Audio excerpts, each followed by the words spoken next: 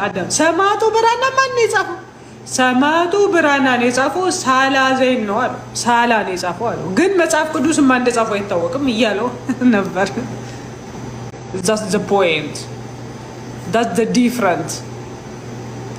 እኔ መጽሐፍ ቅዱስን ትናንትና ከሰማዕቱ ብራና አለየው። በምን ምክንያት? በሁለት ምክንያት። አንደኛ መጽሐፍ ቅዱስም ሰው ነው የጻፈው፣ የሰው አእምሮ ነው፣ ከሰው አእምሮ ውስጥ የወጣ ነገር ነው። የሰው ሀሳብ አለበት፣ የተለያዩ ሰዎች ሀሳብ አለበት ውስጡ። ሰማዕቱ ብራና የሳለ ሀሳብ ነው፣ ሳላ ነው የጻፈው፣ የሳላ ማይንድ ነው፣ ከሳላ ጭንቅላት የወጣ ነገር ነው። ሌሎች ሀሳቦች ቢኖሩትም ማለት ነው። ስለዚህ መጽሐፍ ቅዱስን ከሳላ መጽሐፍ ላይ ይቻላል። በትናንትናው መሰረት ዲያቆን ምንም ስላላስተማሩን ይቅርታ አላስተማሩንም። መጽሐፍ ቅዱሳችሁን እንኳን አላስተማራችሁንም። ምንም ማድረግ አንችልም እንዴ።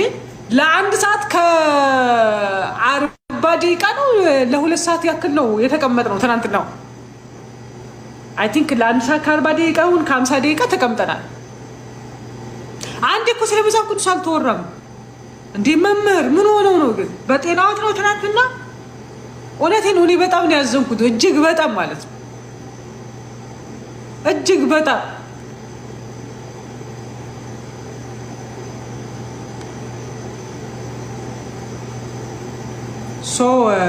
ሶ እያላችሁ ጋይስ ሶ እያላችሁ ኮመንት ላይ ጻፉሽ። ሶ እያላችሁ ኮመንት ላይ ጻፉ። አስተያየት የምትሰጡ አስገባቸዋለሁ፣ ከሙስሊምም ከክርስቲያንም ማለት ነው። እና በጣም የሚገርማችሁ ሁለተኛው ደግሞ ምንድን ነው መጽሐፍ ቅዱስን ከሳላ ላይ ይቻላል ያልኳችሁ ምንድን ነው? ሁለተኛው ቢያንስ መጽሐፍ ቅዱስን የጻፈው ሰው አይታወቅም። ትናንት በተጠየቀው ጥያቄ መሰረት ተጠይቆ ወደ 6 ጥያቄዎችን ጠይቆት አልመለሰለትም። ይሄን ማን የጻፈው? ይሄን መጽሐፍ ማን የጻፈው?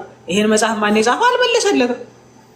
ሰማዕቱ ብራናን ግን ማን የጻፈው ሲለው ወንድሜ ሳላ ነው የጻፈው አለው። አየህ፣ የሰማዕቱ ብራና ጸሐፊ ይታወቃል፣ የመጽሐፍ ቅዱስ ጸሐፊ አይታወቅም።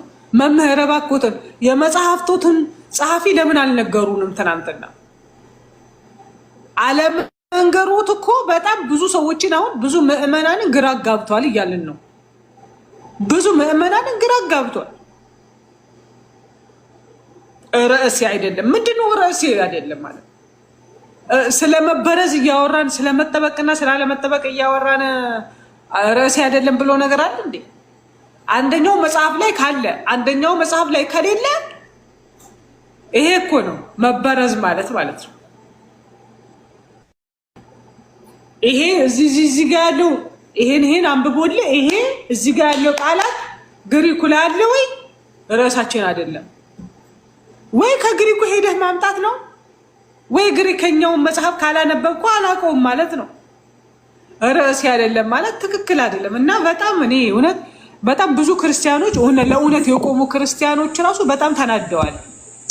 ቢያንስ ክርስትናን አስተምሮ ክርስትናን መከላከል ይችል ነበረ። መጽሐፍ ቅዱስን መከላከል ይችል ነበረ። እስልምናው ላይ እውቀት እንደሌለው ግልጽ ነው፣ አውቀናል። ትናንትና እስልምናው ላይ ግልጽ ነው የለውም እውቀት፣ ጭራሽ እውቀት የለውም።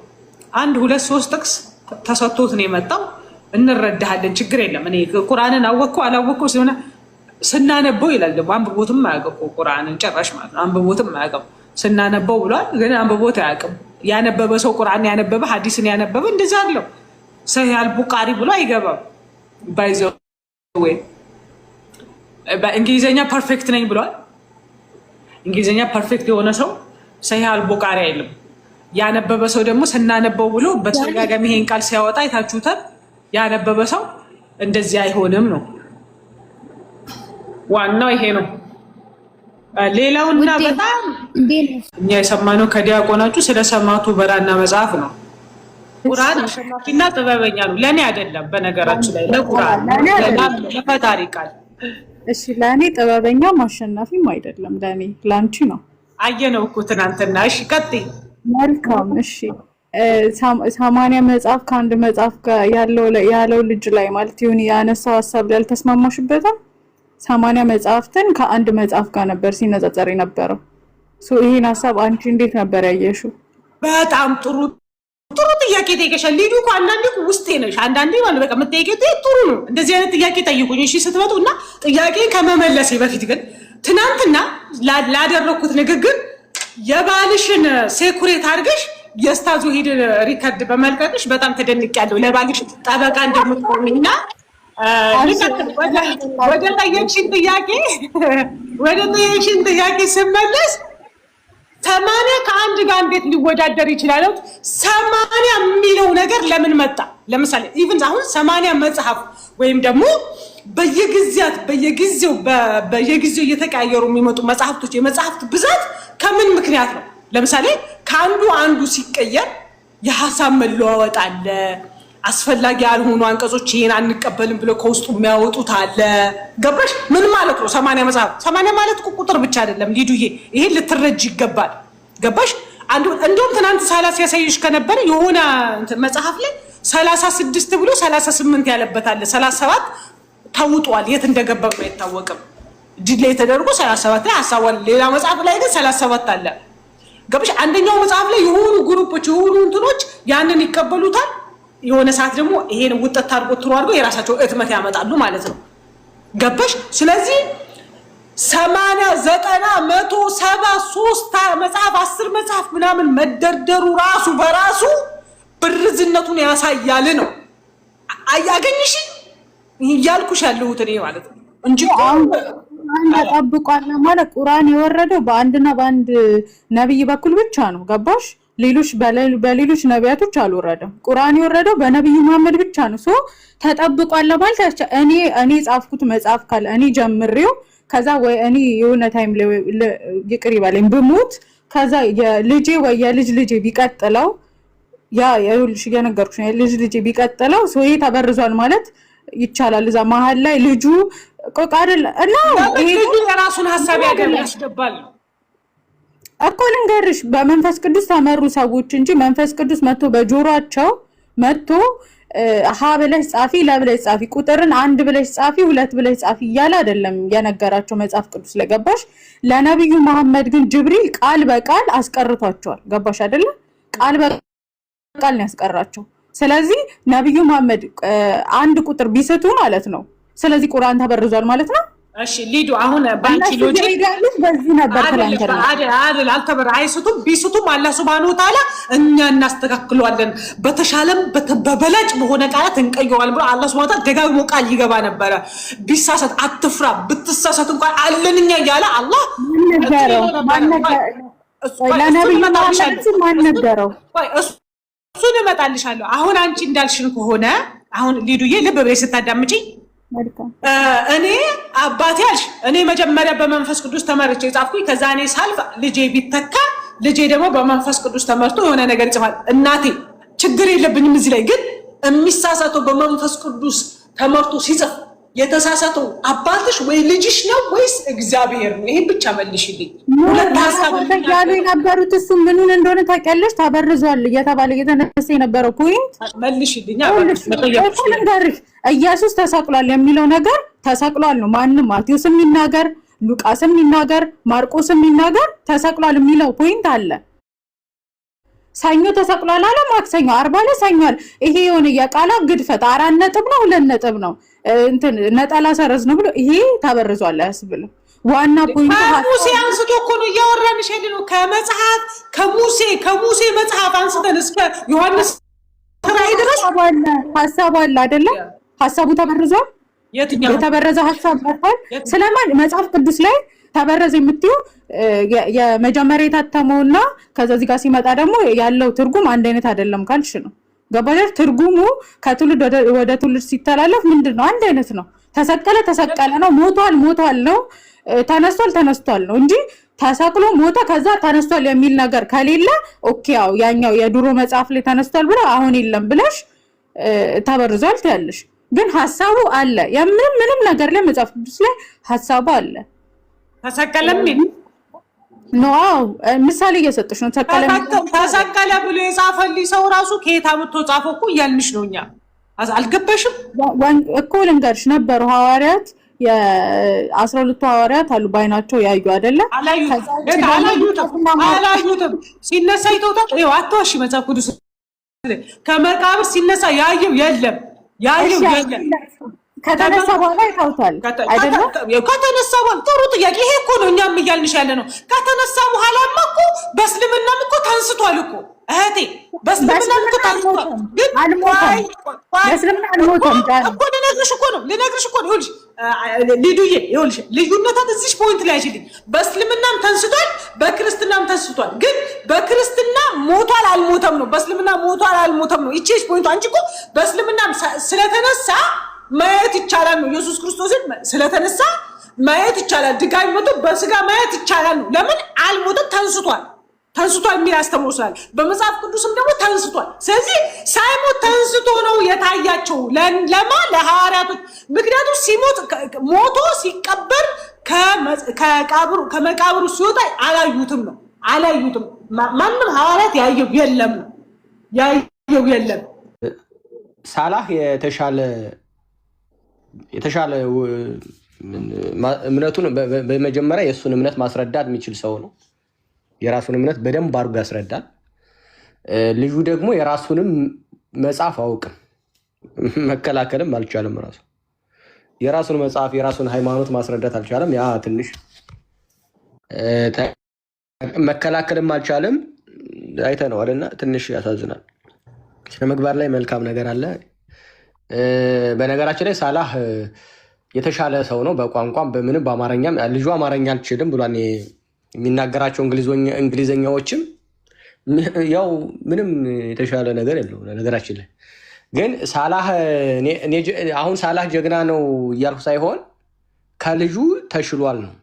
የተሻለ ሰው ስላለ በቃ የተሻለ ምንድን ነው የእሱን እምነት በደንብ አድርጎ ያስረዳል። የራሱን እምነት ያውቃል። ከዛ ደግሞ ልጁነን ጥያቄ እየጠየቀው እያጠቀው ነው የነበረ። በራሱ እምነት ላይ ይጠቃ ነበር። ስለዚህ ለምሳሌ ስለ አስቴር መጽሐፍ ማነው የጻፈው ሲባል ርዕሳችን አይደለም። እሱ ላይ ገብቶኛ ርዕሳችን አይደለም ነው መቼም ይጻፍ። አንዱን ግን መልሷል። ከተጠየቀው ውስጥ አንዷን መልሷል። የትኛውን መጽሐፍ ባይሆን እንደሆነ ባላቅም አንዷን እየሞከረ ነበር አይደል ለመመለስ። እኔ እሱ ላይ አይደለም ሳላህ የጠየቀው ጥያቄ ማነው የጻፈው ሲለው፣ አንደኛ እኔ ሳላህ የጠየቀው ጥያቄ ምንድን ነው መጽሐፍ ቅዱስነን እሱ ይህንን ከአንተ መጽሐፍ ከያዝከው ከአማርኛው መጽሐፍ አምጣልኝ ሲለው ምንም የተናገረው ነገር የለም። እኔ የምቀበለው የትርጉም መጽሐፍ ነው።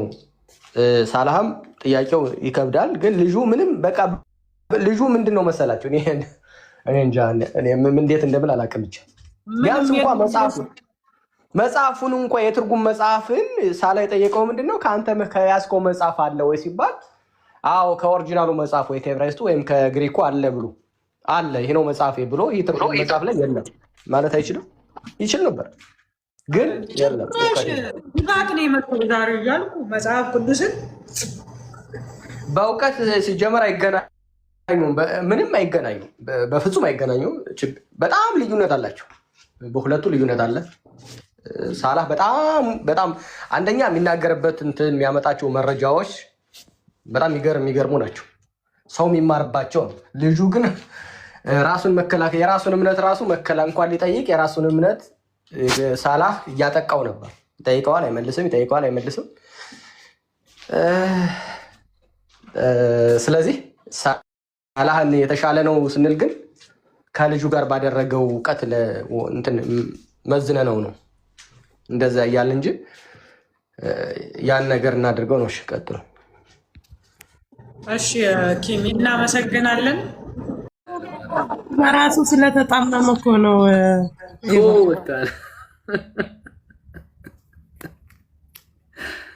ምን ችግር አለው አለ። ወላሂ ያሳዝን ማታ። ወላሂ ግን ሰውዬ ወላሂ ቱ ቢ ኦነስት ዲሰንት ነው። ረጋ ብሎ ለማውራት ይሞክራል ምናምን፣ ግን ሐቅ ደግሞ ሐቅ ነው አይደል? እና ከበደው መጨረሻ ላይ አልቻለም እና እብድ ሆነ። በቃ እብድ።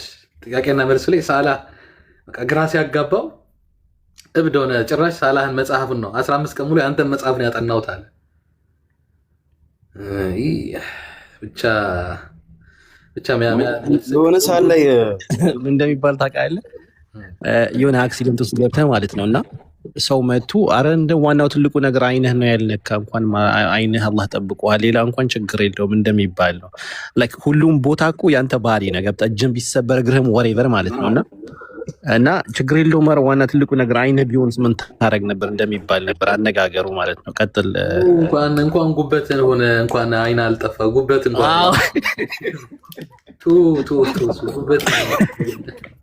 እንደዛ ማለት ኩላሊታ እንዴት እኔ ከላይ በጣም እኮ የሚገርሙኝ ሰዎች እኮ ናቸው። ድሮ ትዝ ይላችኋል ልጆች እያለን ላይክ እነ ዶክተር ዛኪር እነ እንትና ማናቸው ዲቤት የሚያደርግ እነ ሼህ አህመድ ዲዳት ዲቤት ሲያደርጉ እንደው መጽሐፍ ቅዱስ አልተበረዘም፣ ፍጹም የአምላክ ቃል ነው፣ ስህተት የለበትም ምናምን የሚል ነበር እና ከሆነ ጊዜ በኋላ ደግሞ ሪሰንትሊ ምን ተጀመረ? አለው እኮ መጽሐፍ ቅዱስ እኮ አለው ማለት የቁጥር የሀሳብ ግጭት አለው። የሆነበት ምክንያት ይሄ ገለባጮች ሲገለብጡ በቃ አንዱ ከአንዱ ሲሆን በቃ እሱ ችግር ሆኖ ነው የሚል ነው ያመጡት። በነገራችን ላይ የመጽሐፍ ቅዱስ ኮራፕሽን ወይ ደግሞ ይሄ ምንድነው የሚባለው ብርዘት በሁለት ነው የሚታየው አይደለም? ኮንሽስ እና አንኮንሽስ አለ። አንደኛው እነሱ የሚያነሷት ሁሌ እንደ ምክንያት የመገልበጥ ስህተት ነው። ለምሳሌ የቁጥር ያ ብቻ አይደለም፣ የሀሳብ ኢንቴንሽናል ደግሞ የሆነ ኮራፕሽን አለ። ለምሳሌ ማታ ሳላኩ እያሳየ ነበር አይደለም? ለምሳሌ መጽሐፈ ባሮክ ላይ አምጣና ሳየኝ ዕብራይስጥ አሁን ያናውን ኢንቴንሽናል የሆነ ኮራፕሽን ነው። መጽሐፈ ቆሮንቶስ ምዕራፍ 1 ላይ ኢንቴንሽናል የሆነ ኮራፕሽን ነው። እና እነዚህ ሰዎች ሊትራሊ በቃ ያምናሉ በቃ መጽሐፋቸው እንደ ተብኳካ እንደ ችግር እንዳለበት ምናምን አምነው ጨርሰዋል። ድሮ በቃ ኖ መጽሐፍ ቅዱስ ፍጹም ነው የአምላክ ቃል ማይሳሳት ነበር። አሁን ይሳሳታል ነው ግን ዶግማ ካልነካ የሚል መጥቷል።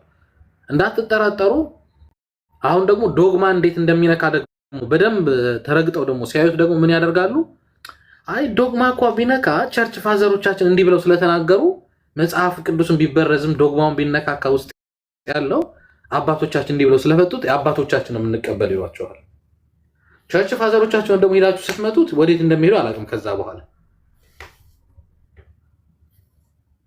እና ሊትራሊ እያየን ያለ ነው እየተረዳን ያለ ነው መጽሐፍ ቅዱስ ምን ያህል የተበረዘ መጽሐፍ እንደሆነ ዲፌንድ ማድረግ እስኪያቅታቸው ድረስ አምነው በመጀመሪያው ዙር አምረው በቃ ይሄ መጽሐፍ በቃ አንከራከርለትም ብለው እጅ እስኪሰጡ ድረስ ነው እየሆነ ያለው ሀፕን ያደረገው ማለት ነው። እና ማታ አልሐምዱሊላህ ደስ የሚል ዲቤት ውይይት ነው ያየነው።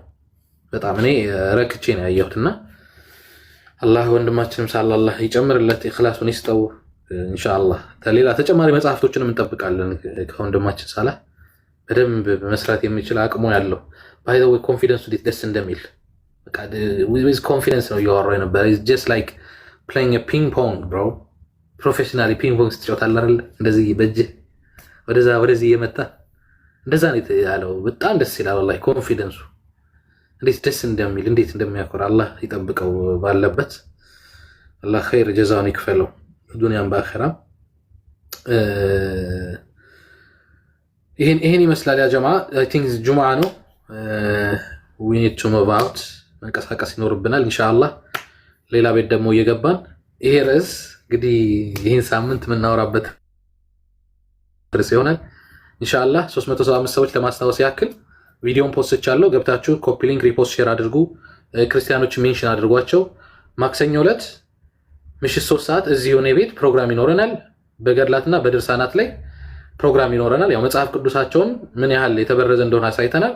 የቀራቸው አዋልድ መጽሐፍ ነው። እሱን ደግሞ እዚሁ እኔ ቤት ማክሰኞ ከምሽቱ 3 ሰዓት ደግሞ እሱን ደግሞ ምን ያህል ለመስማት ለማየት የሚዘገንን የሚሰቀጥጥ መጽሐፍ እንደሆነ ደግሞ እናሳያቸዋለን ማለት ነው። ስለዚህ እነዚህ ሰዎች መጽሐፍ ቅዱስንም አዋልድ መጽሐፋቸውን ትተው የሐቅ ጎዳና የሆኑ እስልምና እንዲከተሉ እንጠይቃቸዋለን ወይ ደግሞ እናሳያቸዋለን ማለት ነው በአላህ ፍቃድ። ይሄን ይመስል ሐሳብ ካላችሁ ወንድሞች እህቶች ስጡና ላይቫችንን እንቋጭ። ምን ይመስላችኋል?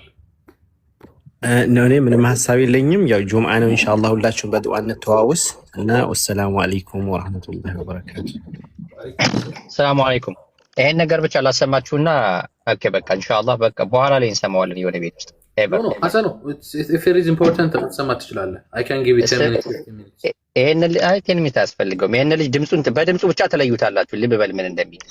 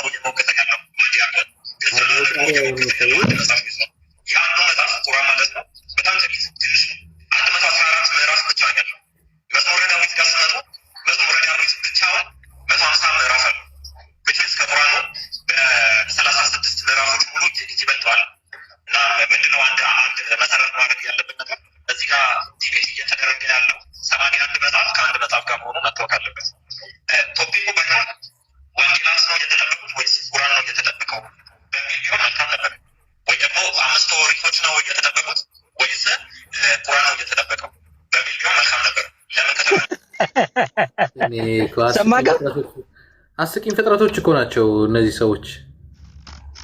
አሁን እንደዚህ ይባላል። አይ ይሄ እንትን ምንድነው የእውቀትን የመጨረሻ ያላዋቂነትን የመጨረሻ ጥግ እያየን ነው በእነዚህ ሰዎች። እንዴት ነው እንደዚህ የሚባለው? ቋልኩ በቃ ያላዋቂነት ማለት በቃ አንተ የምትከተለው ቡክ ያነ ነው። ለምሳሌ አሁን ህንድ ጋር ስትወያይ ቬዳስ የሚባል መጽሐፍ አላቸው። አሁን ለምሳሌ ቬዳስ ራሱ 4 አይነት ወደ 5 አይነት ነው። አተርቬዳ አለ፣ ሪግቬዳ አለ፣ ብዙ አይነት ቬዳሶች አሉ። ወደ 4 ወደ 5 አይነት እንትን አላቸው። ፑራን አላቸው፣ አፐንሺድ አላቸው፣ ምንድነው ባባጊታ የሚባል አላቸው። እነዚህ ሁሉ ሰብስበን የምትወያይ መጽሐፌ ነው እስካለ ድረስ አንተ ደግሞ ቁርአን ሐዲስ አለ እሱን ይዘህ ትወያያለህ። ማይገናኝ ነገር እኮ ነው ያሉት። ማይገናኝ ፖይንት፣ ማይገናኝ ሐሳብ። ኦኬ በለጠው ታዲያ ምንድነው? በምዕራፍ በለጠው፣ በቁጥር በለጠው፣ ሶዋት አትከተለውም አንተ ሌላውን። እኔ በጣም እኮ የሚገርም እኮ ነው والله። እኔ አምሮን ምን አልሽ? እሺ ያኔ አሁኑን ንግግር ስሰማ እውርን ቢመራ ሁለቱም ወደ ገደል ነው የሚወድቁት የሚለው የኢየሱስ ክርስቶስ ንግግር ነው እኮ። ባይዘው ወይ ይሄ አእምሯቸውን የማስተኛ ዘዴ ነው። ለምሳሌ አሁን ማለት ነው አንዳንድ ጊዜ የሆነ ፕሮብሌም ችግር ውስጥ ስትገቡ ማለት ነው አይናችሁን ጨፍናችሁ ይሄ ነገር ህልም ነው ትላላችሁ አይደለ? ወይ ደግሞ ኧረ ልተኛ እስኪ ይሄ ነገር ቢያልፍልኝ ምናምን ነገር ትላላችሁ አይደለ? እነዚህ ሰዎችም ልክ እንደዛ ነው የሚጠቀሙት። በቃ ይጨፍኑና አይናቸውን በቃ እቺ ነገር በቃ በዚች ምክንያት ሰበብ አድርጌ ልለፍ። በቃ እነሱ እኮ ቁርአን ትክክል ቢሆን አንድ መጽሐፍ ስለሆነ ነው፣ የኔ እኮ 81 ስለሆነ ነው ብርዘት ያለበት የተሳሳተው። በቃ እንቅልፌ ልተኛ። አታስቁኝ። ኤኒዌይስ ያ ጀማ ሐሰኑ ጨርሰሃል ብዬ አስባለሁ። ሀቢቢ ጨርሻለሁ። ጀዛከላሁ ኸይራን። ኢንሻአላህ ሌላ ቤት እንገናኝ። ስለመጣችሁ ታፕታፕ ኮፒሊንግ ስላደርጋችሁ አመሰግናለሁ። ማክሰኞ ከምሽት 3 ሰዓት እኔ ቤት ፕሮግራም አለ እንዳትቀሩ። ገድላትና ድርሳናት ላይ። ሰላም አለይኩም ወራህመቱላሂ ወበረካቱ።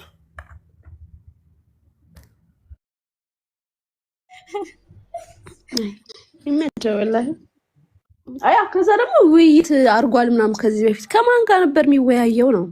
በምን ዙሪያ እንዴት ነበር የሚወያየው? የነሱ የውይይት የተለየ ነው ወይ? ፋይል የማይሰራ ሰው እንደዚህ ትልቅ ዲቤት ተብሎ የአምላክ ቃልን ይዞ መጥቶ ፋይል ሳያዘጋጀ የገባ ሰውዬ ድንቡሽ ቡሽ ፊትህን አታሳየን፣ ፋይሉን አሳየን እያሉት እኔ ይሄ ለውይይት እኔ እንጃ ዲያቆን ሲባሉ ዝም ብለው ነው እንዴ? ሐቂቃ መጽሐፉ ላይ የሚያውቀው ነገር የለም። ቁርአን ላይ ሹብሃ ማንሳት አላ እኔ በጣም ብዙ ሹብሃዎች ጠብቄ ነበር። ወላሂ የሚገራርሙ ሹብሃዎች ያነሳል ብዬ ነበር። ፖላይት ሆኖ ምናምን በቃ ያነሳል። ዘሆል ቲንግ ሰማዕቱ ብራና ነው ባይዘው በጣም ትልቅ ፕሮሞሽን ነው። በቃ አሁን መጽሐፍ ቤቶች ሰማዕቱ ብራና አይገኝም፣ አልቋል። ወገኖች ይገዛሉ። ግን ከፕሮሞሽኑ ባለፈ ውይይት ቢያካሄዱ ጥሩ ነበር ማለት ነው። አይላም እኔ ደግሞ ላይክ ሰውየው ዳቆኑ በጣም በቃ ይሄማ ስማርት የሆነ ዳቆን ነው። በቃ ዘንድሮ በቃ ድቤት የሌለ ድቤት ነው ብዬ ሂጄ ኮፒ ሊንክ ማድረግ ጀመርኩ እሱ ቤት እንዳይዘጋ ሳላህን እንዲጨምቀው ብዬ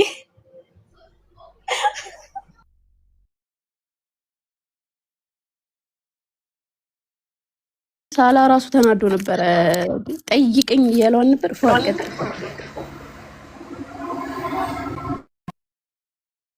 ክርስቲያኖች ባይዘው የመጀመሪያም ይሄ ታውቋቸው ነው። በቃ ሳምንቱ ሙሉ ሲያለቅሱ የነበሩ እንደዛ ነው ይመስለኝ።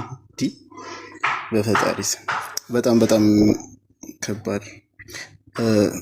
ዘይነብ ወይ ፈይሰል ቀጥሉ።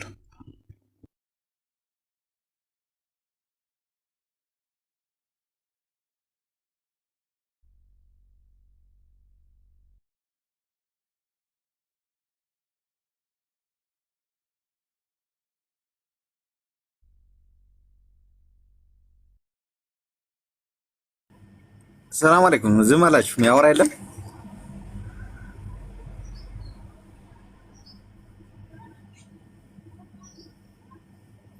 ጀማ እንዴት ናችሁ? ወአለይኩም ሰላም ወራህመቱላሂ ወበረካቱህ። ከተነሳ አይቀር አንዳንድ ሀሳቦችን ላንሳ። እኔ ያየሁትን ሪፍሌክሽን ማለት ነው። ሲምፕሊ መጀመሪያ እነሱም እየመከሩት ነበረ። ከውይይቱ በኋላ ምናልባት አንድ ሪከርድ ተመልክቻለሁ። ምን አይነት ሪከርድ? ውይይቱ ስትገባ ስታንዳርድ የሆነ ፒዲኤፍ ማዘጋጀት ነበረብህ፣ ፋይሎችን ማዘጋጀት ነበረብህ ብለው ሲነግሩት ነበር። ሲምፕሊ ሳላህ መረጃዎችን እየከፈተ ሲያወራ ነበር። ልጁ የሚመስለው ምንድነው ጥናት አቅርብ የተባለ ነው የሚመስለው። በዚህ ዓመተ ምህረት እንትና ማይታወቅ ሰው እንደዚህ ብሎ አጥንቷል፣ ከዛ ከዚህ አንፃር እንደዚህ ብሎ አስቀምጧል ብሎ መረጃዎችን ሲጠቅስ ነበር። ዲፕ ገብቶ ቢጠይቀውም ምንም አይነት መረጃ እንደማያመጣ እርግጠኛ ነኝ። ግን አንድ ነገር ገልጿል ሳላህ። ቁርአኑን ትቶ ይሄ መጽሐፍ ነበር ሲከስ የነበረው። ልክ ሳላህ እንዳለው ደግሞ ይሄ መጽሐፍ ማን እንደጻፈው ይታወቃል። ሲምፕሊ መጽሐፍ ቅዱሱ ተበርዟል፣ ማን እንደጻፈው አይታወቅም ብለህ እየነገርከው አሁን እያወራን ያለው እኮ ትራንስሌሽን ላይ አይደለም ካለ አንድ ሰው ሲምፕሊ በቃ ምንም አልተዘጋጀም ማለት ነው። ምክንያቱም ይሄ መጽሐፍ ማን እንደጻፈው ማይታወቅ ከሆነ እንዴት ቼን ኦፍ ናሬሽኑ ማይታወቅ ከሆነ እንዴት እንደተገለበጠ ከምን እንደተገለበጠ ማይታወቅ ከሆነ ሲምፕሊ መጽሐፉ ራሱ አዳጋች እንትን ውስጥ ይከተዋል። ግን ሰውየው የፈለገው ምንድነው? ለምሳሌ ኢየሱስ ክርስቶስ አምላክ ነው የሚል አለ። ኢየሱስ ክርስቶስ አምላክ ነው የሚለው አልተበረዘም። ስለዚህ መጽሐፉ አልተበረዘም። ኢየሱስ ክርስቶስ አምላክ ነው የሚለው መበረዙ አሳየን። ከመጽሐፉ ላይ አንድ ቃል አይደለም ብዙ ነገሮች እንደተቆረጠ እንደተሰረዙ እንደተጨመሩ አሳይቶናል። ግን ምን አይነት አርጊውመንት ሲያነሳ ነበር? መጀመሪያ መጽሐፉ ላይ ያለውን ኢየሱስ አምላክ ነው ሮሜ 1:26 የኢየሱስ አምላክነት ያሳያል ብሎ የሚያነሱት ጥቅሶች ማለት ነው። እነሱ ጥቅሶች እንደተበረዙ አሳየ። እንዴት? የመጀመሪያ መጽሐፍ ቅዱስ የሚባለው መጽሐፍ ራሱ የአምላክ ቃል ብቻ ነው ማለትም ሞኖርጊያ ነው ካለ አንድ ሰው ሲምፕሊ ሌላው ቦታ ቢበረዝ ችግር የለውም ቴክስቹዋል ቫሪያንት ሊኖረው ይችላል ብሎ ማንሳቱ ስህተት ነው እንደኔ ሐሳብ። ብቻ አልহামዱሊላህ ረቢል ዓለሚን ጥያቄ ሰዓት ላይ ስፔሻሊ ምንም የመለሰው ነገር የለም። ቀጣይ እኔ ይላል ብዬ የምጠብቀው ነገር የመጀመሪያው ላይ ርዕሱ አይደለም ማለት፣ ሁለተኛውም ዙር ላይ ርዕሱ አይደለም ማለት፣ ሶስተኛ አራተኛም ዙር ላይ ርዕሱ አይደለም ብሎ ሰዓቱን ጨርሶታል።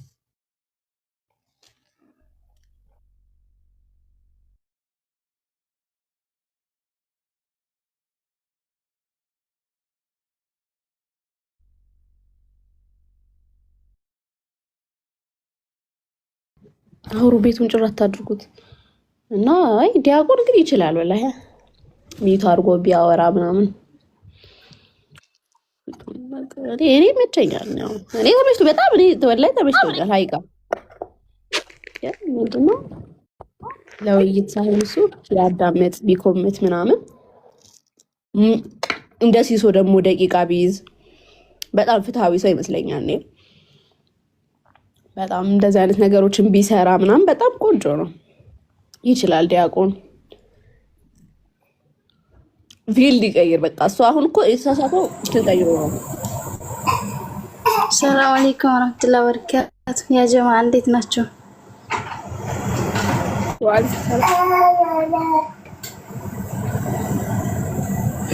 ኦኬ ማሻአላህ የማታው ውይይት የሁላችንም እንደምናውቀው በጣም አሪፍ ነው።